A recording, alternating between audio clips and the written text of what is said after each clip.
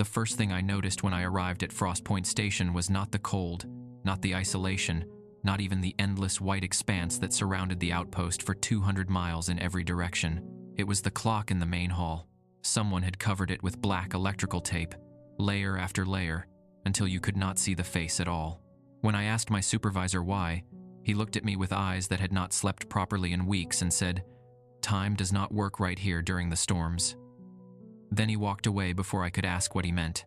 That was 3 months ago. The storm started 2 weeks after I arrived. It has not stopped since.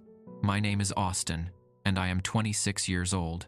Before I tell you what happened at Frost Point, before I explain why I am writing this from a hotel room in Anchorage with the lights on and the door double locked, I need you to understand something.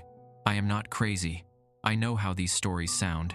I know what you are thinking right now as you read this, but I need to tell someone what I saw, what we all saw, because if I do not, I think I will lose whatever sanity I have left. And if you have ever wondered what lies beyond the edge of the world, in those places where the maps run out and the satellite images blur into static, then I hope you will stick with me until the end. Maybe leave a comment below if you have ever experienced something you could not explain, something that made you question everything you thought you knew about reality. I would like to know I am not alone in this. I took the job at Frost Point because I needed the money and because I wanted to disappear for a while. My life back in Seattle had fallen apart in the way lives do when you make a series of bad decisions and refuse to admit you need help. A failed relationship with a woman named Jennifer who had given me more chances than I deserved. Mounting debt from credit cards I had maxed out buying things I did not need to fill a void I did not want to acknowledge. And a drinking problem I kept insisting was under control even as I showed up to work hungover 3 days a week. My father had stopped returning my calls. My friends had slowly drifted away, tired of my excuses and broken promises. I was 26 years old and felt like my life was already over. When the recruiter contacted me through a job placement website, it felt like a lifeline. The position was simple: equipment technician at a remote weather monitoring station in northern Alaska. 6 months of isolation, triple my normal salary, all expenses paid, and a bonus at the end if I completed the full contract. No bars within 200 miles. No ex-girlfriends showing up at my apartment at 2 a.m. demanding to know why I had not changed. No disappointed looks from my father when I borrowed money again. Just me, the snow, and the work. It sounded perfect. It sounded like exactly what I needed to get my life back on track. The interview was conducted over video call with a man who introduced himself only as Mr. Peterson from the staffing division. He asked me basic questions about my technical experience, my ability to work independently, my comfort with isolation. I answered honestly, or mostly honestly, leaving out the parts about the drinking and the depression. He seemed satisfied with my responses and offered me the position on the spot. The paperwork arrived 2 days later. I signed without reading it carefully, something I would come to regret. Within a week, I had quit my job, packed 2 duffel bags with clothes and personal items, and was on a plane to Anchorage. I spent one night in Anchorage at a company-provided hotel. The city felt overwhelming after the quiet desperation of my life in Seattle. Too many people, too many sounds, too much of everything. I stayed in my room and watched television, trying not to think about what I was doing, trying not to second-guess my decision to disappear into the Arctic for half a year. The next morning, a company driver picked me up and took me to a small private airfield on the outskirts of the city. The flight from Anchorage to Frost Point took 4 hours in a small prop plane that shook every time the wind gusted. The pilot was a man named Frank who looked to be in his 60s, with a weathered face and hands scarred from decades of harsh work. He had been making the run to Frost Point for 15 years, he told me, longer than anyone else. Most pilots did the route for a year or two before finding work elsewhere, but Frank had stayed. When I asked him why, he just shrugged. "Pay is good," he said, "and I like the quiet." We did not talk much during the flight, which suited me fine. I spent most of the journey looking out the window at the landscape below. At first, there were mountains, jagged and dark against the snow, their peaks disappearing into low clouds. They looked ancient and hostile, like the bones of some long-dead god. Then the mountains gave way to flat tundra, endless stretches of white broken only by the occasional dark line of a frozen river. And then even the tundra gave way to nothing, just white. An endless expanse of white that hurt my eyes to look at for too long. It was beautiful in a way, but also terrifying. The sheer emptiness of it, the absolute lack of anything that even remotely resembled human civilization. "You ever been this far north?" Frank asked as we began our descent. "No," I said. "First time in Alaska, actually." He nodded slowly, his eyes fixed on the instruments in front of him. "Frost Point is not like other places," he said. "People go a little strange up there sometimes. The isolation gets to them, makes them see things that are not there, makes them think things that do not make sense." "I will be fine," I said with more confidence than I felt. "I am good with being alone." Frank glanced at me, and something in his expression made me uncomfortable. It was not judgment exactly, more like pity, or maybe recognition, like he was seeing something in me that I could not see in myself. "It is not the being alone that gets to people," he said quietly. "It is everything else. The darkness, the cold, the way sound travels different up here, the way the wind makes noises that sound almost human, and the storms." He paused, and his grip on the controls tightened. "The storms are the worst part." "What do you mean?" I asked. But before Frank could answer, we were landing. Frost Point Station appeared below us through a break in the clouds, a cluster of buildings connected by enclosed walkways, surrounded by absolute nothingness. The main structure was 3 stories tall, painted bright orange, so it could be seen from the air during whiteout conditions. The other buildings were smaller, storage facilities and equipment sheds. Solar panels and satellite dishes covered every roof, and a radio tower rose from the center of the complex, blinking red against the gray sky. It looked less like a research station and more like a prison, an outpost at the edge of the world designed to hold people who had nowhere else to go. The plane touched down on a packed ice runway, and within minutes, I was standing outside in negative 30-degree cold that made my lungs ache with every breath. The cold was unlike anything I had ever experienced. It was not just uncomfortable, it was painful. It felt like knives in my throat, needles in my sinuses. My eyes watered immediately, and the tears froze on my cheeks.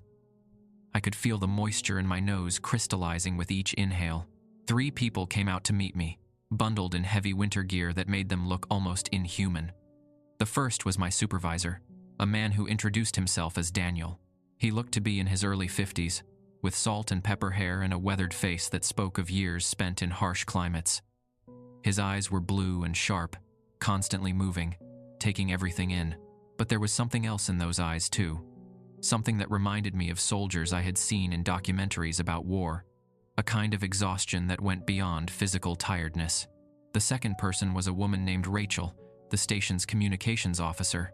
She was younger than Daniel, maybe 35, with short blonde hair visible beneath her fur-lined hood and tired eyes that did not quite meet mine when we shook hands. She seemed nervous, though I could not figure out why. The third was a technician named Kevin, barely older than me, with an easy smile that felt forced. He gave me a quick wave before grabbing one of my duffel bags. "Welcome to the edge of the world," Daniel said, shaking my hand. His grip was strong, but his palm was cold, even through the thick gloves we both wore. "Let us get you inside before you freeze to death." "Frank, you staying for lunch?" Frank shook his head. "Need to get back before the weather turns. Another system is moving in from the northwest. Should hit by tonight." "Another one?" Kevin said. "That is the 3rd this week." "It is that time of year," Frank said. But he was looking at Daniel when he said it, and something passed between them. Some unspoken communication that I did not understand. Then Frank nodded to me, climbed back into his plane, and within minutes was airborne again. The sound of the engine fading into the distance until there was nothing but silence and wind. The main building was warmer than I expected, almost uncomfortably so. Daniel explained that they kept the temperature high to compensate for the extreme cold outside and to prevent the pipes from freezing. The interior was functional and sterile, all metal and plastic with exposed pipes running along the ceilings and walls. Everything was painted in shades of beige and gray, institutional colors that reminded me of hospitals and government buildings. Fluorescent lights buzzed overhead, casting everything in a harsh white glow. It felt more like a submarine than a research station. All narrow corridors and low ceilings, and the constant hum of machinery. Daniel gave me a quick tour, speaking in the efficient tone of someone who had given this same tour many times before. The first floor held the common areas: a kitchen with industrial-grade appliances and a walk-in freezer, a dining room with 2 long tables that could seat 20 people, even though we only had 7, and a recreation room with a small library of paperback books, a television that could only play DVDs since there was no broadcast signal this far north, and a collection of board games in various states of disrepair. Everything was clean but worn, showing the signs of years of use by people who had nothing else to do with their time. The second floor was living quarters, 8 small rooms arranged along a narrow hallway. Each room was identical: a single bed, a desk, a chair, a small closet, and a window that looked out over the endless white expanse. My room was at the end of the hall, number 7. Daniel helped me carry my bags in and gave me a few minutes to settle while he went to gather the rest of the team for introductions. I sat on the bed and looked around my new home. The room was maybe 10 feet by 12 feet, barely larger than a prison cell. The walls were the same beige as the rest of the station. The only personal touch was a small mirror above the desk. I caught sight of my reflection and barely recognized myself. I had lost weight in the months before leaving Seattle. My face had become gaunt and hollow-eyed. I looked older than 26. I looked tired. The third floor, Daniel explained when he came back to collect me, was the operations center. This was the heart of the station, where all the real work happened. The floor was filled with computer terminals, weather monitoring equipment, and communication gear. Screens displayed data from dozens of sensors scattered around the surrounding area: temperature, wind speed, barometric pressure, seismic activity, atmospheric composition. Everything was being recorded, analyzed, transmitted back to the main research facility in Anchorage via satellite uplink. This data, Daniel told me, was crucial for understanding climate change patterns in the Arctic, for predicting weather systems, for a dozen different research projects being conducted by universities and government agencies around the world. There are 7 of us total, Daniel explained as we walked through the operations center. You have met Kevin and Rachel. There is also Dr. Elizabeth Grant, our climatologist. She is the reason we are all here, really. This station exists to support her research. Thomas handles maintenance and repairs. If something breaks, he fixes it. Janet is our cook. She keeps us fed, which is more important than you might think in a place like this. And then there is me. I keep everything running smoothly. Or at least I try to. What exactly will I be doing? I asked. You will be assisting Kevin with equipment maintenance, Daniel said. Most of the work is routine: checking sensors, clearing snow and ice from the solar panels, making sure everything stays operational. The work is not hard, but it is constant. Nothing works right in this cold for very long. Metal becomes brittle, plastic cracks, electronics malfunction. We are constantly fighting against the environment just to keep the lights on. We stopped in the main hall on the 2nd floor, and that was when I saw it. The clock. It hung on the wall above the doorway to the operations center. An old analog clock with a white face and black hands, but the entire thing was covered in black electrical tape, layer upon layer, until the face was completely obscured. Someone had spent considerable time and effort ensuring that not a single part of the clock face was visible. What is that about? I asked, pointing at it. Daniel stopped walking. He stood there for a long moment, staring at the taped-over clock, and when he finally looked at me, I saw that exhaustion again in his eyes. That deep, bone-tired look of someone who had not slept properly in a very long time. Time does not work right here during the storms, he said. His voice was quiet, almost a whisper, like he was sharing a secret he was not supposed to tell. What does that mean? I asked. But Daniel just shook his head and walked away, leaving me standing there alone in the hallway, staring at the covered clock, wondering what I had gotten myself into. The first week at Frost Point was relatively uneventful. I settled into a routine, learning the systems, getting to know the layout of the station, familiarizing myself with the equipment I would be responsible for maintaining. The work was indeed routine, just as Daniel had promised. Every morning, Kevin and I would suit up in our cold weather gear and trudge outside to check the various sensors scattered around the perimeter of the station. We would clear snow from the solar panels, inspect the wind turbines, verify that all the data collection equipment was functioning properly. The work was tedious and exhausting, but it felt good to be doing something productive, something that mattered. I also got to know the other members of the team, though it took time. People at Frost Point were not unfriendly exactly, but they were guarded, careful about what they said and how they said it. Everyone had their reasons for being there, and those reasons were usually things they did not want to talk about. Dr. Elizabeth Grant was a brilliant woman in her early 40s who had spent the last decade studying climate patterns in the Arctic. She had published numerous papers in prestigious scientific journals, had been featured in documentaries, had testified before Congress about the realities of climate change. But something had happened a few years ago, something she never talked about, and now she was here at the edge of the world, buried in data, rarely leaving the operations center except to eat and sleep.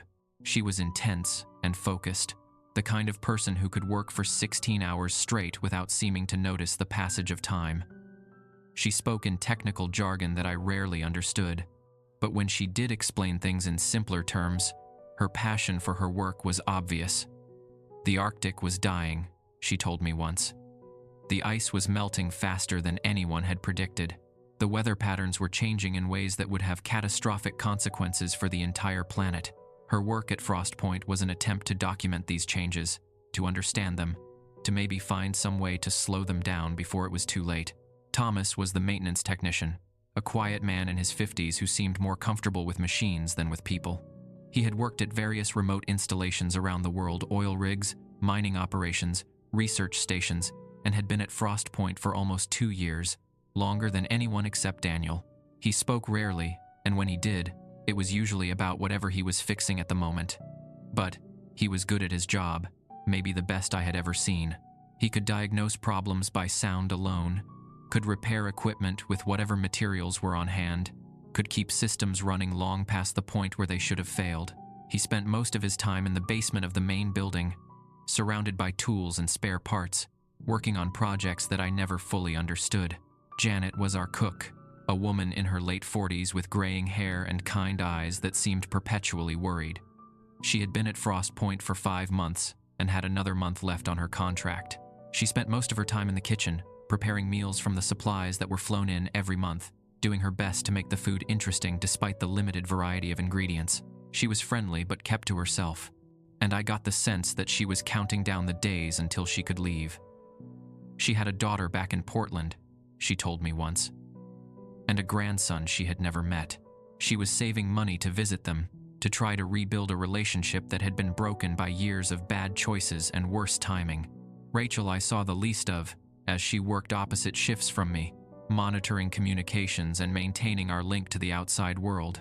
She was the youngest of the group besides Kevin and me, maybe 34 or 35, with intelligent eyes and a nervous energy that seemed out of place in the quiet monotony of station life. She had been at Frost Point for 3 months and seemed to be struggling with the isolation more than the others.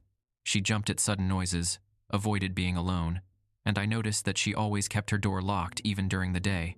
When I asked Kevin about it, he just shrugged and said that everyone dealt with the isolation in their own way.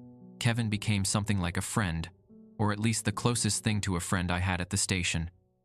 He was 27, just a year older than me, and had been at Frost Point for 8 months. He was from Colorado originally, had studied engineering in college, and had taken the job at Frost Point for the same basic reason I had. He needed to get away from his old life for a while. We did not talk much about our pasts, but there was an understanding between us, a recognition that we were both running from something. We worked together most days, trudging out into the cold to check sensors or clear snow from equipment, and gradually, a kind of easy camaraderie developed between us. "You get used to it," he told me on my 3rd day as we worked to repair a malfunctioning wind sensor about half a mile from the main building. The cold was brutal. Even with all our protective gear, my face was numb within minutes, and I could feel the cold seeping through my boots despite their insulation.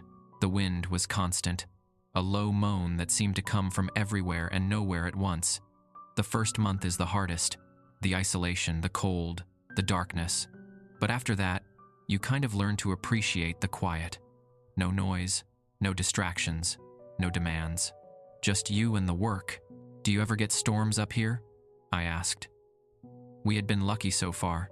The weather had been clear and cold but stable, but I kept thinking about what Frank had said on the flight in, about the storms being the worst part. Kevin looked at me, and something flickered across his face. Fear, maybe. Or caution. It was gone so quickly that I almost thought I had imagined it. Sometimes, he said carefully. Why do you ask? Just wondering. Seems like a storm would make the work a lot harder. It does, Kevin said. He turned back to the sensor, his breath coming out in white clouds that dissipated instantly in the wind. But storms do not usually last long up here, a day or two at most. The wind is constant, but the heavy storms, the ones where you cannot see more than a few feet, those blow through pretty quick. He paused, and I could tell he wanted to say something else. He opened his mouth, then closed it, then finally spoke. There was a crew here about 5 years ago, before my time, before anyone who is here now except Daniel. They got caught in a bad storm. Really bad. It lasted longer than normal, almost a week. When the supply plane finally made it through after the storm ended, they found the station abandoned. All the equipment was still running. There was food in the freezer, personal belongings still in the rooms, but the crew was gone. All 7 of them. Just gone. Gone where? I asked. Kevin shook his head. No one knows. There were no footprints leading away from the station, no sign of struggle, nothing. They just disappeared. The official report said they must have gone outside during the storm and gotten lost, but that does not make any sense. These are experienced people, professionals who know better than to go outside in whiteout conditions. And even if they did, why would all 7 of them go out at once? Why would they leave everything behind? What do you think happened to them? Kevin was quiet for a long moment. I do not know, he finally said. But sometimes, late at night when I cannot sleep, I hear things, sounds in the walls, voices that sound almost human but not quite, and I wonder if maybe they did not leave at all. If maybe they are still here somehow. I waited for him to laugh, to tell me he was joking, but he did not. He just finished the repair in silence, and we headed back to the station, neither of us speaking, both of us hyper-aware of the vast emptiness surrounding us on all sides. That night, I could not sleep. I lay in my bed, staring at the ceiling, listening to the building creak and groan around me. The wind outside was constant, and Kevin was right. It did sound almost human sometimes, like someone crying in the distance or whispering words I could not quite make out. I told myself it was just the wind, just the natural sounds of a building in extreme cold, just my imagination running wild after Kevin's story. But I could not shake the feeling that something was wrong with this place, that there was something Daniel and the others were not telling me. Around 2 a.m., I got up and walked down the hall to the bathroom. The station was quiet except for the usual mechanical sounds, the hum of the generators, the whoosh of the heating system, the occasional clang of expanding metal. The emergency lights cast everything in a dim glow. As I walked back to my room, I noticed that one of the doors was open. Number 4, Rachel's room. I could see her inside, sitting at her desk, her back to the door. She was writing something, her hand moving rapidly across a page. "Rachel?" I said softly, not wanting to startle her. She spun around so fast she knocked her chair over. Her eyes were wide, frightened, and for a moment, she just stared at me like she did not recognize me. Then she seemed to realize who I was, and some of the fear faded from her expression. "Sorry," I said. "I did not mean to scare you. I was just using the bathroom and saw your door open." "It is fine," Rachel said, but her voice was shaking. She picked up her chair and sat back down, but she kept glancing at the window as if she expected to see something outside. "I could not sleep. I have been having nightmares." "About what?" She hesitated, then shook her head. "It does not matter. Just stress, probably. This place gets to you after a while." I wanted to ask more, but something in her expression told me she did not want to talk about it. So I said goodnight and went back to my room. But as I lay in bed trying to sleep, I could not stop thinking about the fear I had seen in Rachel's eyes. It was not the normal anxiety of someone dealing with isolation. It was something deeper, something primal. She had looked at me like she thought I might be something else, something dangerous. The next few days passed in a blur of routine. Work, meals, sleep, repeat. The weather remained cold, but stable. No major storms, just the constant wind and the occasional light snow.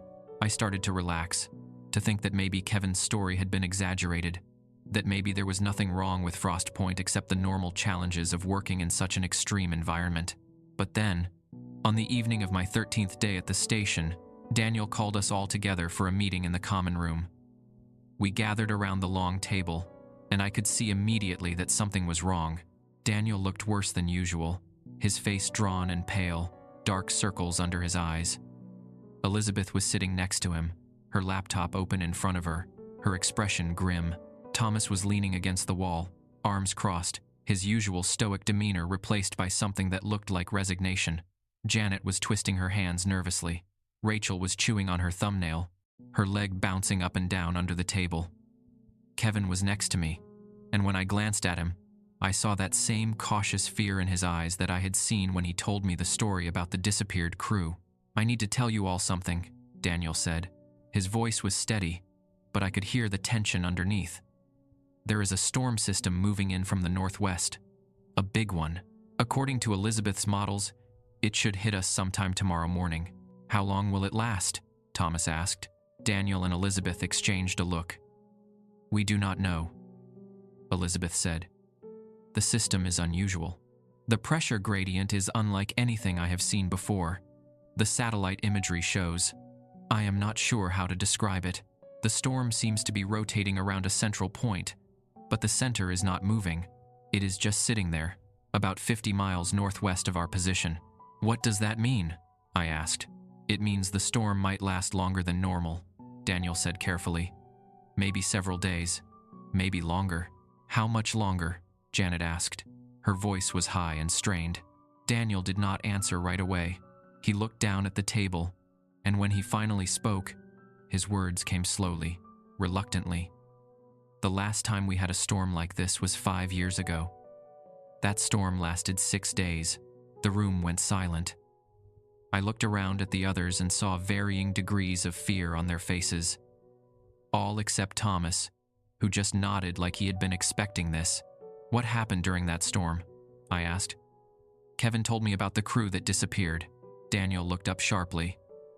"Kevin should not have told you that." "Why not?" I said.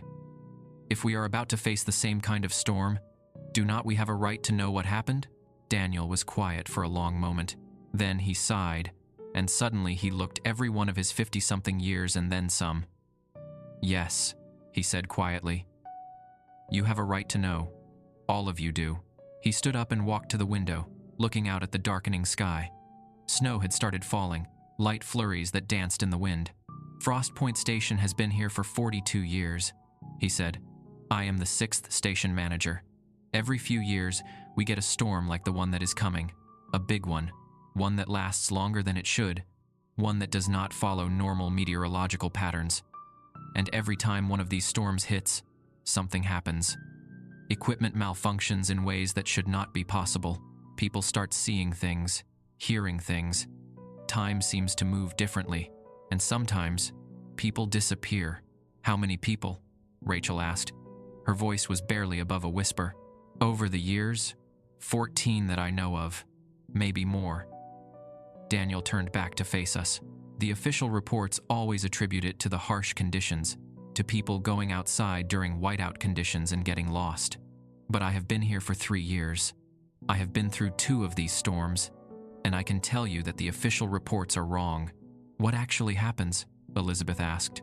She had closed her laptop and was leaning forward, her scientific curiosity apparently overriding her fear. "I do not know exactly," Daniel said. "During the first storm I experienced, we lost one person, a technician named Robert.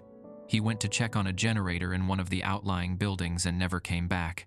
We searched for him after the storm ended, but there was no trace.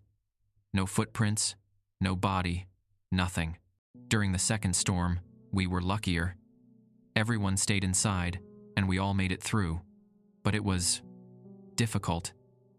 People heard voices, saw shadows moving in the hallways. One woman swore she saw her dead husband standing in her room. And time." He paused, choosing his words carefully. "Time seemed to stop making sense. Hours would pass that felt like minutes. or minutes would stretch into hours. Watches stopped working. Clocks ran backward. It was like we were caught in some kind of bubble where the normal rules did not apply. "That is not scientifically possible," Elizabeth said, but her voice lacked conviction. "I know," Daniel said, "but it happens anyway." "Why are we even here?" Janet said suddenly. She stood up, her chair scraping loudly against the floor. "If this place is so dangerous, why does the company keep the station open? Why do they keep sending people here?" "Because the data we collect is valuable," Daniel said. "And because the company does not officially acknowledge that anything unusual happens here. As far as they are concerned, the disappearances are tragic accidents. Nothing more. They pay the families, they write the reports, and they hire new people to replace the ones who do not come back." "That is insane," Kevin said. "We should leave, right now. Call for evacuation before the storm hits." "We cannot," Rachel said. She had been quiet until now, but when she spoke, everyone turned to look at her. "I have been monitoring the weather reports. The storm is moving fast. It will be here by dawn tomorrow. No plane could make it through in time, and even if it could, the runway will be covered in snow. We are stuck here." "Then what do we do?" I asked. Daniel returned to the table and sat down heavily. "We prepare. We stock up on supplies, make sure all the emergency systems are functioning, and we stay inside. No matter what happens, no matter what we see or hear, we do not go outside. We stay together, we keep the lights on, and we wait for it to pass." "And if it does not pass?" Thomas said. "If it is like the storm from 5 years ago? Then we survive as long as we can," Daniel said, "and we hope that help arrives before we run out of food and water." The meeting broke up after that, everyone retreating to their rooms or wandering the halls in a daze. I went back to my room and sat on my bed, trying to process everything I had just heard. Part of me wanted to believe that Daniel was exaggerating, that he was just trying to prepare us for a difficult few days of bad weather. But the look in his eyes, the fear I had seen on everyone's faces, told me that he was telling the truth. I thought about Jennifer back in Seattle, about my father, about all the people I had left behind. I wondered if I would ever see them again. I wondered if taking this job had been the biggest mistake of my life. Around midnight, I finally managed to fall into a restless sleep, full of dreams about endless white expanses and shapes moving through the snow. I woke to the sound of screaming wind. For a moment, I did not know where I was. The room was dark except for the faint glow of the emergency lights in the hallway. The wind outside was howling, a sound so loud and primal that it made my heart race. The building was shaking, groaning, creaking like it might tear itself apart at any moment. I grabbed my watch from the nightstand and checked the time. 6:14 a.m. I got dressed quickly and stepped into the hallway. The lights were flickering, casting everything in alternating shadow and harsh white light. Other doors were opening, people emerging from their rooms with the same confused, frightened expressions. "Everyone to the common room," Daniel's voice called from somewhere below us. Now, we gathered in the common room on the second floor, which had become our designated meeting place. The windows were already completely covered with snow, turning the room into a cave lit only by the overhead lights. The sound of the storm was overwhelming, a constant roar that made it hard to think, hard to hear yourself speak. Daniel did a quick head count. "Is everyone here?" "Austin, Kevin, Rachel, Elizabeth, Thomas, Janet." "Good. Everyone accounted for." "How long is this going to last?" Elizabeth shouted over the wind. "I do not know," Daniel shouted back. "We just need to stay calm and stay together." The lights flickered again, and for a moment, we were plunged into complete darkness. The building shuddered violently, and somewhere below us, metal screamed against metal. "What was that?" Janet cried out. "Thomas, Kevin, come with me," Daniel said. "We need to check the generators. Rachel, try to raise anchorage on the radio. Everyone else, stay here." The three of them left, and the rest of us sat in the red-lit darkness, listening to the storm rage outside. Elizabeth had opened her laptop and was staring at the screen, though I could not imagine what data she could be collecting in these conditions. Janet was sitting in a corner, hugging her knees to her chest, rocking back and forth. Rachel had her eyes closed, lips moving silently like she was praying. "This is bad," Elizabeth said suddenly. She turned her laptop so we could see the screen. It showed a weather map with Frost Point Station at the center.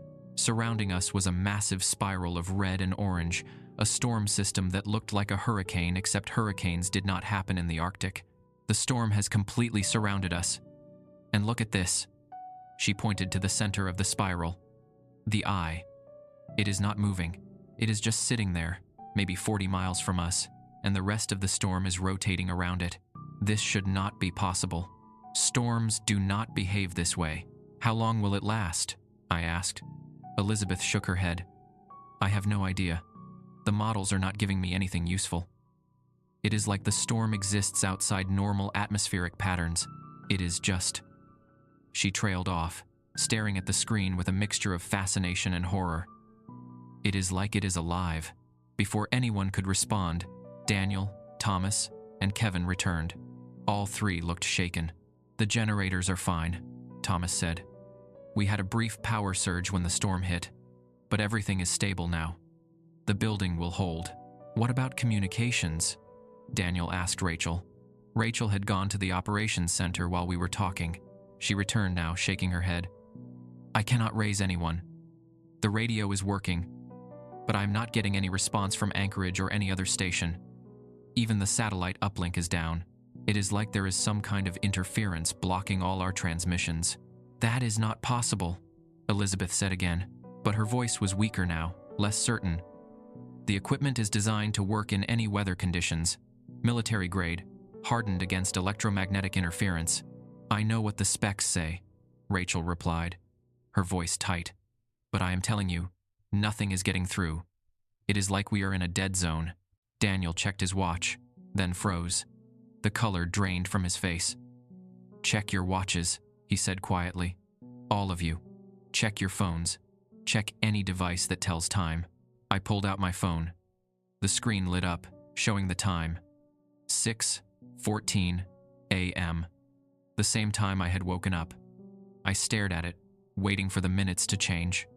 But they did not. The display stayed frozen at 6:14 a.m. Mine stopped, Kevin said, holding up his wrist. His watch face showed the same time. One by one, we all checked. Every timepiece in the building had stopped at exactly 6:14 a.m. This cannot be happening, Elizabeth whispered. She was frantically typing on her laptop, pulling up system diagnostics. The computer clock has stopped too. Everything has stopped. Look at the clock, Janet said. She was pointing at the hallway, at the clock that had been covered with tape.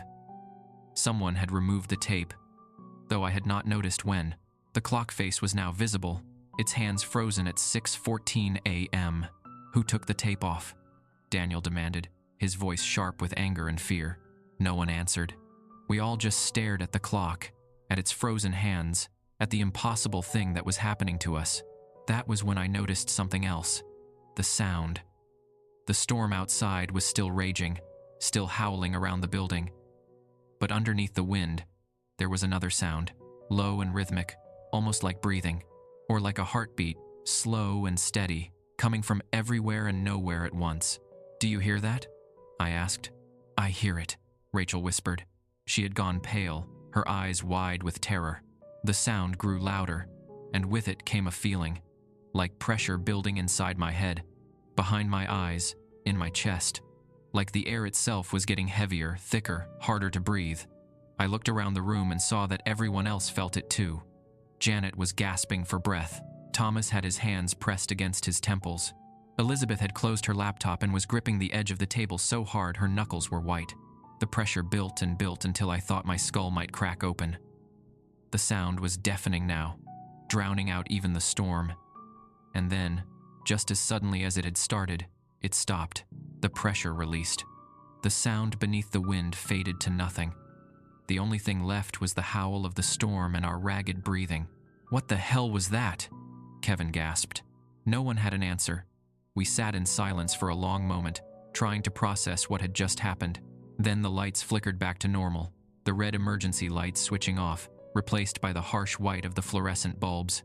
But something had changed. I could feel it. The air felt different, charged with some kind of energy that made my skin prickle. And when I looked at the others, I could see they felt it too. "We need to stay together," Daniel said. His voice was shaking now, the calm authority gone, replaced by barely controlled fear. "Whatever is happening, we face it together. No one goes anywhere alone. Understood?" We all nodded. What else could we do? The hours that followed were the longest of my life. We tried to maintain some sense of normalcy, but it was impossible. Without working clocks, we had no way to track time. Minutes stretched into eternities, or maybe hours compressed into moments. There was no way to know. We tried to distract ourselves. Elizabeth attempted to continue her work, analyzing data that probably meant nothing now. Kevin and I played cards, though neither of us could focus on the game. Janet went to the kitchen to prepare food, though none of us were hungry. Rachel stayed in the operations center, still trying to raise someone on the radio, still getting nothing but static. And all the while, the storm raged outside. The wind never stopped, never even seemed to lessen. The snow piled higher and higher against the windows until even the second floor was buried. The building groaned and creaked constantly, and every sound made us jump, made us look around nervously, wondering if something was about to break, if the walls were about to cave in. But it was the things we saw that were worse. It started small.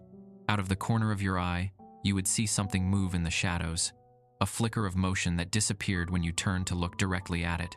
At first, I thought it was just my imagination, stress and fear playing tricks on my mind. But then Janet screamed, and we all came running to find her in the kitchen, backing away from the walk-in freezer. "There was someone in there," she gasped. I opened the door and there was someone standing in there, just standing in the dark, staring at me. We checked the freezer. It was empty except for the food supplies. But Janet was adamant. She had seen someone, a figure in the darkness, tall and thin, with eyes that reflected the light like an animal. "It was the stress," Daniel said, but even he did not sound convinced. "The isolation, the storm, it is making us see things that are not there." But the sightings continued. Thomas swore he saw someone walk past the door to the basement. When we checked, there was no one there. Rachel claimed she heard footsteps in the hallway outside her room, the sound of someone pacing back and forth. Kevin and I were in the recreation room when we both saw a shadow move across the wall.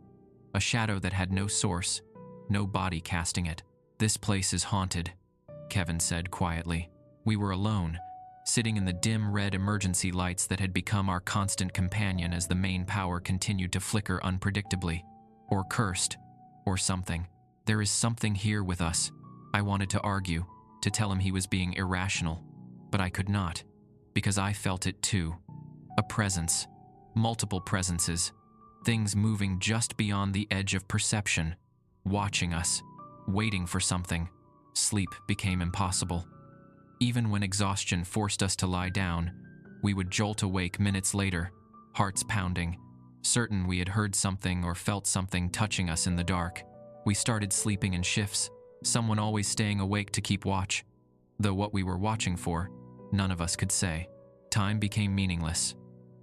We tried to track it by our sleep cycles, calling one period of waking and sleeping a day, but even that became confused. People would lie down for what felt like a few minutes and wake up claiming hours had passed. Or the reverse, someone would sleep for what seemed like hours only to be told they had been unconscious for just a few minutes. On what I thought was maybe the third day of the storm, though it could have been the second or the fifth. Kevin shook me awake from a restless doze. "You need to see this," he said urgently. "Right now." I followed him to the operations center. Elizabeth and Daniel were already there, standing by the main window that looked out over the station. Most of the window was blocked by snow, but there was a small gap near the top where you could still see outside. "Look," Kevin said, pointing through the gap. I looked. At first, all I saw was the storm. Snow and wind and a darkness that seemed deeper than it should be, as if the storm was somehow absorbing light rather than just blocking it. But then I saw them. Shapes, tall and thin, barely visible through the snow, but definitely there. They were moving through the storm, walking slowly around the perimeter of the station. "What are those?" I whispered, though I think I already knew the answer. "I do not know," Daniel said. His voice was hollow, defeated. "But they have been out there for hours, just walking in circles around us." As we watched, one of the shapes moved closer to the window. The snow cleared for just a moment, and I got a better look at it. It was vaguely humanoid in shape, but wrong in every way that mattered. Too tall, maybe 8 or 9 feet. Its limbs were too long and too thin, like spider legs. Its body was narrow, almost skeletal, and where its face should have been, there was nothing. Just a smooth, blank surface that somehow felt like it was looking directly at us. "Oh God," Elizabeth breathed. "Oh God, what is that thing?" The shape stood there for a long moment, motionless, except for the snow swirling around it. Then it raised one impossibly long arm and pressed its hand, if that twisted appendage could be called a hand, against the outside of the window. The glass fogged where it touched, frost spreading in intricate crystalline patterns. Then it turned and walked back into the storm, disappearing into the white. "We need to board up the windows," Daniel said. His voice was steady again, but I could hear the edge of hysteria underneath. "All of them. Right now. I do not want those things looking in. I do not want them seeing us." "Why?" Thomas asked. He had appeared behind us, drawn by our voices. "What difference does it make if they can see us? They obviously know we are here." "I do not know," Daniel admitted. "But something tells me it matters. Something tells me that if they see us, really see us, something bad will happen." We did not argue. Over the next several hours, or what felt like hours, we worked to cover every window in the station. Thomas had plywood and metal sheets stored in the basement for emergency repairs, and we hauled them up, floor by floor, nailing and bolting them over every window we could reach. The work was exhausting, and the whole time, we could see more of those shapes outside, circling the building, watching our progress. When we finished, the station felt like a tomb. Without any natural light, we were completely dependent on the artificial lighting, which continued to flicker unpredictably. The red emergency lights came on and off at random, casting everything in alternating shadow and crimson glow. The air felt thicker without the windows, harder to breathe, and the sounds became worse without being able to see what was causing them. We could hear them now, the shapes outside. Hear them walking around the building, their footsteps crunching in the snow. Sometimes they would stop at a window and press against the boards, and we would hear the wood creak and groan under whatever weight they exerted. Sometimes they would scratch at the walls, long scraping sounds that made your teeth ache and your spine crawl. But they never tried to break in. They just circled and waited. That night, or what we called night, though night and day had lost all meaning, I was lying in my bed, staring at the ceiling, trying not to think about the shapes outside, or the way time had stopped, or the fact that we might never leave this place.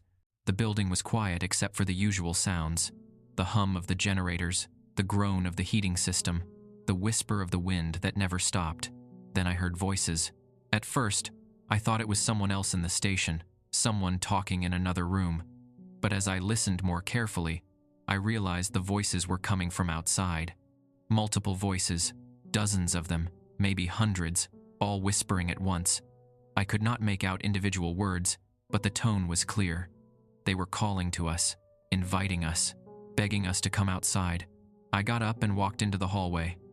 Rachel was there, standing in the dim red emergency light, her head tilted to one side like she was listening to something. "Do you hear them?" I asked quietly. Rachel nodded without looking at me. "They have been whispering since the storm started. I hear them all the time now, even when I cover my ears, even when I play music. They are always there, always calling." "What do they want?" "I do not know," Rachel said, "but I think they want us to go outside. I think they want us to join them." "We cannot do that," I said, though part of me, a small, dark part buried deep, wanted to open the door and walk out into the storm and let whatever was out there take me. At least then, the waiting would be over. The fear would be over. "I know," Rachel said. She finally looked at me, and I saw tears streaming down her face. "But it is so hard. They sound so lonely, so lost. And part of me thinks that maybe if we just went outside, if we just gave them what they wanted, they would leave us alone." "Rachel, I am not going to do it," she said quickly. "I am not that far gone. Not yet. But I understand why people disappeared during the other storms. I understand why they walked out into the snow and never came back. Because the voices are so persuasive, so compelling. And eventually, if the storm does not end, I think everyone breaks. I think everyone eventually goes outside. Before I could respond, we heard a sound from downstairs. A loud bang, like something heavy hitting metal. Then, another bang. Then, another, rhythmic and deliberate. Rachel and I ran to the stairs. Daniel, Kevin, Elizabeth, Thomas, and Janet were already there, looking down into the darkness of the first floor. The banging continued, coming from the direction of the main entrance. Something was hitting the steel door, over and over, with enough force to make the entire building shake. "It is trying to get in," Thomas said unnecessarily. "The door will hold," Daniel said, but his voice was uncertain. "It is solid steel, 3 inches thick. Nothing could break through it," but the banging continued. And with each impact, the door creaked and groaned. And slowly, impossibly, we watched as the metal began to bend inward. "That is not possible," Elizabeth whispered. "Nothing has that kind of strength." The banging suddenly stopped. The silence that followed was somehow worse than the noise. We stood there, frozen, waiting for something to happen. And then we heard it. A voice, clear and distinct, coming from the other side of the door. "Let us in." It was Janet's voice, her exact voice. But Janet was standing right next to me, her hand gripping my arm so tightly it hurt. "Let us in," the voice repeated. "It is so cold out here. Please, I am freezing." "That is not me," Janet whispered. "That is not me." But the voice continued, sobbing now, begging, "Please, Daniel, please let me in. I am going to die out here. Please." Other voices joined it. Kevin's voice, Rachel's voice, Thomas's voice, my voice. All of us, calling from the other side of the door, begging to be let in, claiming to be freezing, claiming to be lost, claiming to be real. "Do not listen to them," Daniel said. "It is a trick, some kind of mimicry. We are all here. Those things outside, they are trying to confuse us, trying to make us open the door." The voices grew louder, more desperate. And with them came that feeling again, that pressure building inside my skull. The air grew thick and heavy. The lights flickered faster, creating a strobing effect that made it hard to see, hard to think. And underneath it all, that rhythmic sound, that heartbeat that seemed to come from the walls themselves. "We need to get away from here," Kevin shouted over the noise. Now, we ran back upstairs to the common room and huddled together in the center, as far from the walls and doors as we could get. The voices followed us, echoing through the ventilation system, coming from every speaker and every surface. Our own voices, twisted and desperate, begging and pleading and demanding to be let in. The pressure built and built until I thought I might pass out. My nose started bleeding. So did Rachel's. Janet was screaming, her hands pressed against her ears.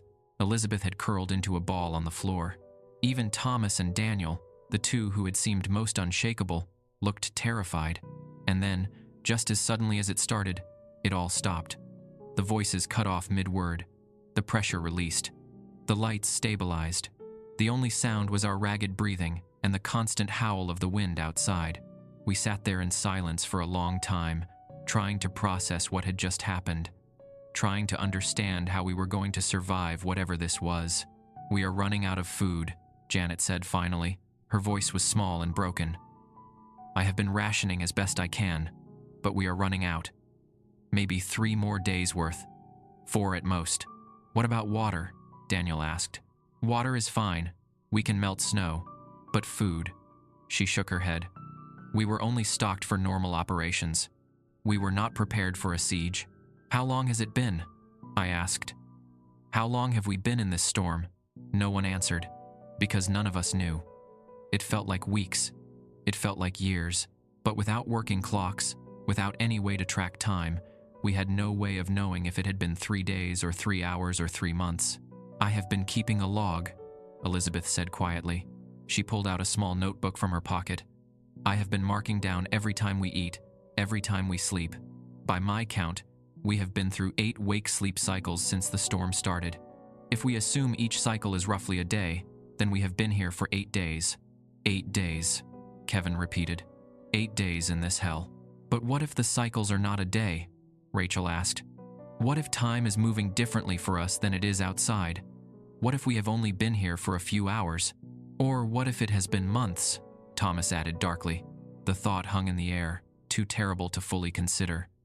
If time was not working normally, if we were trapped in some kind of bubble where minutes could be hours and hours could be seconds, then we might have been here far longer than we thought. Or we might have barely been here at all. There was no way to know. We need a plan, Daniel said. We cannot just sit here waiting to starve. We need to figure out how to survive this. Survive what?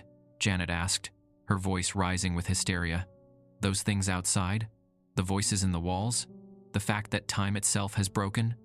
How do we survive something that should not even be possible? I do not know, Daniel admitted. But we have to try. We spent the next period, I cannot call it a day or an hour or anything else with meaning, trying to come up with a plan. But what plan could there be? We could not leave. We could not call for help. We could barely even keep ourselves sane. All we could do was wait and hope that eventually, somehow, the storm would end. If you have stuck with me this far through this story, I want to ask you something. Please take a moment to like this video and subscribe to the channel. I know that might seem like a strange request in the middle of all this horror, but I need to know that people are hearing this, that my story is reaching someone out there. Share this with anyone who might be interested, anyone who has ever wondered what really happens in those remote places where the world gets strange. Because what I am about to tell you next is the hardest part, the part that still haunts my dreams every single night. On what Elizabeth calculated was day 10, Thomas tried to kill himself. Kevin found him in his room, a belt around his neck, hanging from a ceiling pipe. We cut him down and managed to revive him, but just barely. He had been unconscious for several minutes, long enough that we worried about brain damage. When he finally came to, gasping and coughing, we tried to ask him why, but he would not speak. He just stared at the wall, his lips moving silently, forming words we could not hear. We took turns watching him after that, making sure he did not try again, but the look in his eyes told us he was already gone. Whatever he had seen or heard or experienced had broken something fundamental inside him. He was alive, but not really present, just a shell, going through the motions of breathing and existing without any real awareness. That scared me more than anything else. Because I could feel it happening to me too. The constant fear, the lack of sleep, the way reality seemed to shift and bend around us. It was wearing us all down, grinding away at our sanity one moment at a time. How long before I ended up like Thomas? How long before any of us did? The food ran out on day 12 by Elizabeth's count. We had been rationing carefully, but there is only so far you can stretch a week's worth of supplies.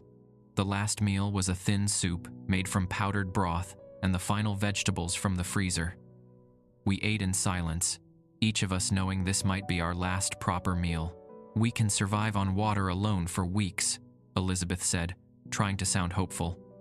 The human body is remarkably resilient, but we all knew the truth. Without food, our bodies would start breaking down. We were already weak from stress and lack of sleep. Starvation would only accelerate our decline. If the storm did not end soon, we would not survive it. That night, or what we called night, Janet disappeared. Rachel noticed first. We were all gathered in the common room, as we usually were, finding some comfort in being together. Rachel did a head count and came up one short. "Where is Janet?" she asked. We searched the station, calling her name, checking every room. Her quarters were empty. The kitchen was empty. The operations center, the recreation room, the bathrooms, all empty. And then Kevin checked the emergency exit on the first floor. "The door is unlocked," he said, his voice hollow. She went outside. We stared at the door in horror. Beyond it was the storm and the shapes and certain death. "We have to go after her," Kevin said, reaching for the handle. Daniel grabbed his arm. "No, absolutely not. We are not opening that door. But she is out there. She will die." "She is already dead," Daniel said harshly. "If she went outside in this storm, if those things got her, there is nothing we can do. Opening that door would just kill the rest of us." "He is right," Thomas said. It was the first time he had spoken since his suicide attempt, and his voice sounded wrong, hollow, and distant. She is gone. We are all going to be gone eventually. This storm does not end. It never ends. We are already dead. We just do not know it yet. Shut up. Rachel snapped. Just shut up, Thomas. We returned to the common room, but none of us could settle. Janet was out there. Our friend, our colleague, was somewhere in that storm, lost among those shapes that circled endlessly in the white. We tried not to think about what might be happening to her. We tried not to imagine her final moments, and then we heard the screaming. It started around what I guessed was 3 a.m., though time had lost so much meaning that the designation felt arbitrary. High-pitched and terrible, unmistakably Janet's voice, calling for help, begging us to let her in. It came from all around us, from the walls, from the floors, from the ceiling, everywhere and nowhere at once. "Please!" she screamed. "Please let me in! They are hurting me! Please!" We sat in the common room with our hands over our ears, trying to block it out, but nothing could block it out. Her screams filled every corner of the station, echoing through the ventilation system, reverberating in our skulls.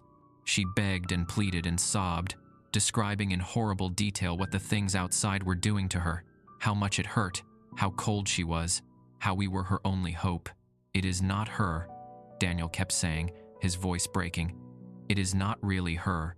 It is a trick, just a trick." But it sounded so real, so genuine, and the worst part was not knowing. Was it really Janet out there, being tortured by those things? Or was it something else using her voice to torment us? We had no way of knowing. The screaming lasted for hours, or days, or minutes. Time had no meaning anymore. It just went on until I thought I would lose my mind. Until I considered opening that door, just to make it stop, just to see if there was anything we could do. Finally, eventually, the screaming stopped. The silence that followed was deafening. We sat in that silence, traumatized and exhausted, too afraid to move, too afraid to do anything except exist. "I want to go home," Rachel whispered. She was crying, tears streaming down her face. "I want to go home. I want to see my sister. I want to sleep in my own bed. I want this to be over." We all did. But home felt like a dream now, like something that had never really existed.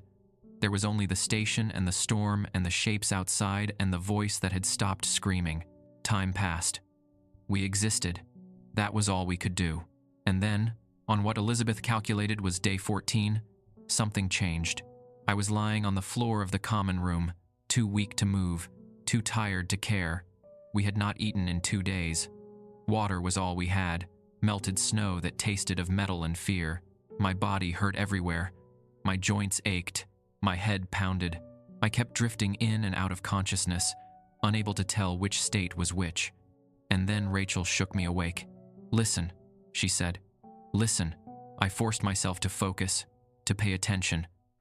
And then I heard it. Or rather, I heard the absence of it. The wind. The constant, never-ending howl of the wind that had been our companion for 14 days. It was quieter. Not gone, but definitely quieter. Like the storm was finally, incredibly, impossibly beginning to fade. "It is ending," Elizabeth breathed. She had pulled out her laptop, though the battery was nearly dead. "The storm is ending." We sat there, barely daring to hope, as the sound of the wind gradually decreased. Over the next few hours, and they felt like real hours this time, with a beginning and middle and end, the howling died away to a whisper, then to nothing at all. Silence. Complete and utter silence. After 2 weeks of constant noise, the quiet was almost painful. Daniel stood up slowly, his movements stiff and careful. "I am going to check outside," he said. "Wait," I said, though my voice was weak. "What if those things are still out there?"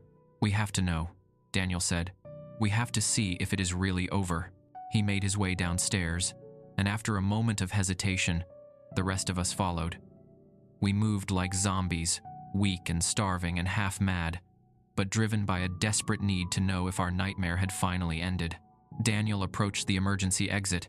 His hand shook as he reached for the lock. He paused, took a deep breath, then unlocked it and pushed the door open.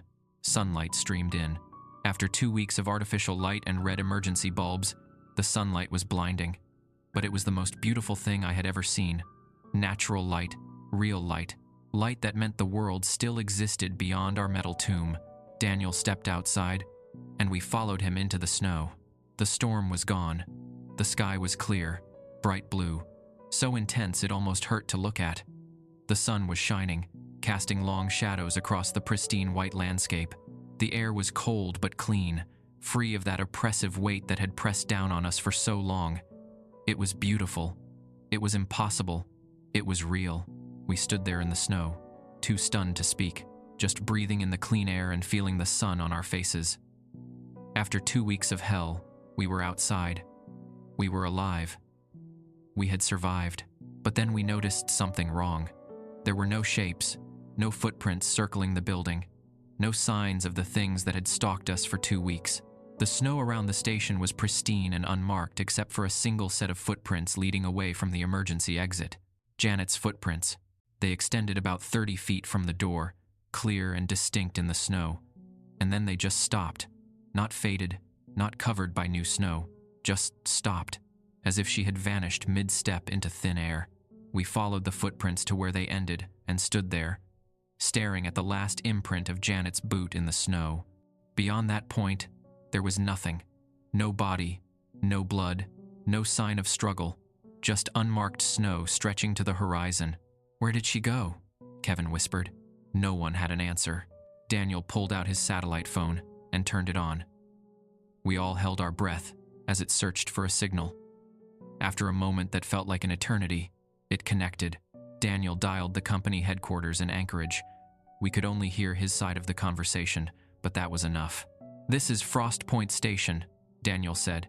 His voice was hoarse from disuse and stress. "Manager Daniel Reeves reporting. We need immediate evacuation. We have lost one crew member, designation Janet Holloway. Another crew member, Thomas Wright, is in critical psychological condition and requires immediate medical attention. We have been without food for 48 hours and request emergency supplies." And he stopped talking. The color drained from his face. His hand holding the phone began to shake. "What do you mean?" he said slowly. "That is not possible. We have been in this storm for 2 weeks. 2 weeks. He listened, his expression growing more horrified with each passing second. "Check again," he said. "Please, check the date again.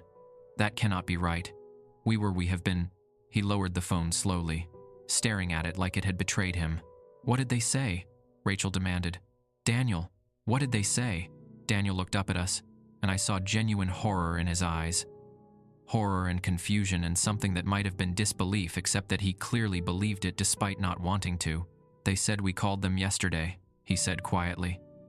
"They said the storm lasted 1 day. 1 day. They said we just went offline for 24 hours, and they were about to send a check-in crew." "That is impossible," Kevin said. "We were in that storm for 2 weeks. We counted. Elizabeth kept a log. We went through 14 wake-sleep cycles." "I know," Daniel said. "But according to them, according to the satellite time codes, according to everyone and everything outside this station, the storm started yesterday morning and ended this morning. 24 hours. That is all." "Check your phones," Elizabeth said, her voice shaking. "Everyone, check your phones." I pulled my phone from my pocket. It had died days ago, but I had a portable charger in my room. I ran back inside and retrieved it, then plugged in my phone and waited for it to turn on. When the screen finally lit up, I felt my blood turn to ice. The date was 1 day after the storm started. Just 1 day. According to my phone, according to the satellite network it connected to, according to the entire outside world, we had been in the storm for exactly 24 hours. But we had lived through 2 weeks. I know we did. We had eaten 14 meals, slept 14 times, lived through 14 cycles of waking and sleeping. We had watched Thomas try to kill himself, had listened to Janet's screams for hours, had felt our bodies weaken from starvation. You cannot fake that. You cannot imagine that kind of suffering. How is this possible? I asked, though I was not sure I wanted to know the answer. "I do not know," Daniel said. He looked older now, decades older, like the revelation had aged him in an instant. Time did not work right during the storm. We knew that. The clocks stopped. The watches stopped. But I thought that was just interference, just some kind of magnetic effect. I did not think I did not realize. We lived through 2 weeks in one day, Rachel said. She started laughing, a high-pitched, hysterical sound. 2 weeks, 14 days, 336 hours, all compressed into 24 real hours. We lived through time that did not exist. But we did live through it, Kevin insisted. It happened. We were there. We experienced it. Yes, Elizabeth said quietly. She had opened her laptop again, staring at the system logs. We experienced it. But the rest of the world did not. For them, we were just offline for a day. A minor inconvenience, a technical glitch. They have no idea what we went through. The evacuation helicopter arrived 6 hours later. By then, we had managed to pull ourselves together somewhat, though we still looked like survivors of a concentration camp, gaunt and hollow-eyed and broken in ways that had nothing to do with our physical bodies. The medics who arrived were concerned by our condition. Why were we so weak after just one day? Why did we look so traumatized? What had happened during the storm? We tried to explain. We told them about the shapes in the snow, about the voices calling from outside, about time stopping, about living through 2 weeks that apparently never happened. We showed them Janet's footprints disappearing into nothing. We showed them Thomas, catatonic and unresponsive, his eyes still seeing things the rest of us could not see. I could see in their eyes that they did not believe us. How could they? Our story made no sense. It violated every law of physics, every understanding of how reality worked. They chalked it up to stress, to isolation, to the extreme environment playing tricks on our minds. Shared delusion, they called it. Mass hysteria, a psychological break brought on by extreme conditions. They found Janet's body 3 days later, half buried in snow about 2 miles from the station. The official report said she had wandered outside during the storm and gotten lost, eventually succumbing to hypothermia. There was no mention of the footprints that stopped mid-step. No mention of the fact that her body was found in the opposite direction from where those footprints led. No mention of the expression on her face, frozen in a scream, her eyes wide with a terror no weather could cause. They brought us back to Anchorage and put us in a hotel. Nice rooms, comfortable beds, all the food we could eat. Company-provided counselors asked us questions and made notes and prescribed medication to help us sleep, to help us adjust back to normal life. They kept us there for 2 weeks, real weeks this time, verified by multiple independent sources running tests and doing evaluations, and ultimately concluding that we had suffered a shared psychological event brought on by extreme stress and isolation. The official report listed Janet's death as accidental. Thomas was transferred to a psychiatric facility where he remains to this day, still catatonic, still staring at things only he can see. The rest of us were cleared to leave after signing extensive non-disclosure agreements and accepting generous settlement payments in exchange for not discussing the incident publicly. We scattered. Kevin went back to Colorado and stopped returning my messages after 2 weeks. Rachel moved to Florida to be near her sister, but when I tried to call her last month, her sister told me Rachel had checked herself into a hospital for exhaustion and wasn't taking visitors. Elizabeth went back to her research, but I heard through mutual contacts that she refuses to work on anything related to Arctic weather patterns anymore. Daniel took early retirement and moved somewhere in the southwest Arizona, I think. He sends me emails sometimes, brief messages that say things like, "Did you dream about them last night too?" Or "I still hear the voices when it's quiet." I never respond, but I understand what he means. Because here's the thing they don't tell you about surviving something impossible. You never really survive it. Not completely. Part of you stays there, trapped in that moment when reality broke and showed you what lies beneath. I'm back in Seattle now, living in a small apartment downtown where there are always people around, always noise, always light. I keep every lamp on at night. I play music or podcasts constantly to fill the silence. I avoid windows during storms. I threw away every clock I owned, and I check the date obsessively, multiple times per day, on my phone, on my computer, on newspapers, asking strangers what day it is, because I need to know that time is working right. that the hours I'm living through are real hours, measured and verified by the outside world, that I'm not trapped again in some pocket of broken time, living through days that don't exist. The drinking got worse before it got better. I couldn't sleep without alcohol dulling the edges of my memory, but I'm sober now, 3 months clean, attending meetings, trying to rebuild some kind of normal life. My father and I are talking again. I even reached out to Jennifer, though she made it clear she's moved on and I need to respect that. But the dreams haven't stopped. Every night, I'm back at Frost Point Station. Sometimes I'm in the common room, listening to Janet scream. Sometimes I'm at the window, watching those shapes circle in the snow. Sometimes I'm outside, following footprints that lead nowhere, and I look down to realize they're my footprints, and I'm walking towards something I can't see but know is waiting for me. And sometimes these are the worst ones. I'm standing in the main hall, staring at that clock covered in black tape. In the dream, I reach up and tear the tape away, and beneath it, the clock face is moving, but the hands are going backward, faster and faster, unwinding through hours and days and weeks, and I realize I never left, that the evacuation was the dream, that I'm still there, still trapped in that storm that never ends, living through time that doesn't exist. I wake up from these dreams in a panic, grabbing my phone, checking the date, calling the automated time service just to hear a computer voice confirm that time is working right, that I'm living in the real world. But here's what really keeps me up at night. The thing I haven't told anyone. Not the counselors or the company or even Daniel and his desperate emails. 2 weeks ago, I was walking through downtown Seattle when I saw someone across the street, just for a moment, through the crowd, tall and thin, impossibly thin, moving with a wrong kind of stillness even while walking. I couldn't see their face. I didn't want to see their face. I ran, pushed through the crowd and ran until my lungs burned and my legs gave out. When I finally stopped and looked back, there was nothing there. Just normal people going about their normal lives in a normal world where time works right and storms end when they're supposed to. But I know what I saw. And I know why I saw it. Because the storm didn't end. Not really. We brought it back with us, lodged in our minds like a splinter of impossible time. It's still out there, still circling, still waiting. And sometimes, in the quiet moments between heartbeats, I can still hear those voices calling, "Let us in." Last week, I got an email from the company. They're looking for equipment technicians for their remote stations. Good pay, they said. Excellent benefits. And they mentioned Frost Point Station specifically.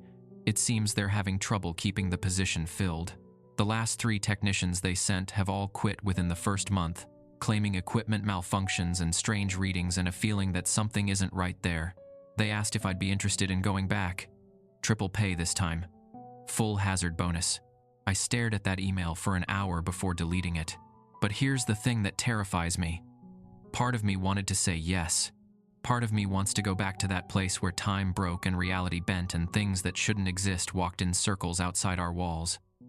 Because at least there, I knew what I was dealing with. At least there, the horror was honest. Out here, in the normal world, I'm never quite sure what's real anymore. Every storm makes me check the date compulsively. Every moment of quiet makes me listen for voices that shouldn't be there. Every tall, thin person I see in my peripheral vision makes my heart race. And sometimes, on particularly dark nights when sleep won't come and the silence gets too heavy, I open my laptop and look at the job posting again. I read the description of Frost Point Station, that remote outpost at the edge of the world where the maps run out and reality gets thin. I haven't said yes yet, but I haven't said no either, because maybe Thomas was right. Maybe we are already dead, already trapped, already lost in that storm that never ends. Maybe this life I'm living now is the dream, and Frost Point is where I really am, will always be, counting down days that don't exist while time unwinds around me. Or maybe I'm just going crazy, my mind finally breaking under the weight of something it was never meant to process. Either way, the storm is still out there.